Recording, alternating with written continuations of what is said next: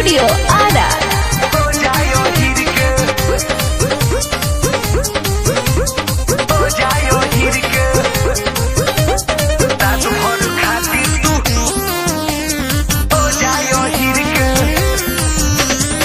बाबू साहेब जेब मोर गोर माइले गेले गोटी तब चटबटी कोइले। ए बाबू साहेब जेब मोर गोर माइले गेले गोटी तब चटबटी कोइले। बोली चोली के अजले न लागल लगावे ल बोली शरीर के। लहई 9 लाख झुमका पहिर के रात भर खातिर तू हो जाय हीर के। लहई 9 लाख झुमका पहिर के रात भर खातिर तू हो जाय हीर के। अरे जाई ना हो जाय हीर के रात भर खातिर तू हो जाय हीर के। दूर से फिल कलो दिलो अखियन से पावे के करो नया हासा। ओठ लाली के लाली चटा दो नशा में करब तमाशा हो। बड़ा बोला तारो दूर से फिल कलो दिलो अखियन से पावे के करो नया हासा।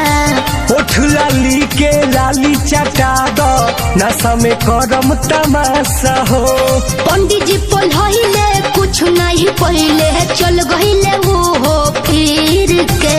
लहई 9 लाख झुमका पहिर के रात भर खातिर तू हो जाय हीर के।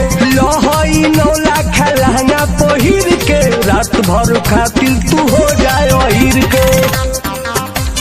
हो जाय हीर के रात भर खातिर तू हो जाय हीर के। हो जाय हीर के रात भर खातिर तू हो जाय हीर के। प्रिंस प्रियदर्शी भी अर्जी लगइले कहले देवे के बकसीस हो। राउटी में राउटी के आवे नदी है टुन टुन अर्जुन नीतीश हो। टुन टुन अर्जुन हनु ए प्रिंस प्रियदर्शी भी अर्जी लगइले कहले देवे के बकसीस हो। राउटी में राउटी के आवे नदी है टुन टुन सुनील मनीष हो। सचिन रोहन मन के मनाली बुझतनी हम पीर के।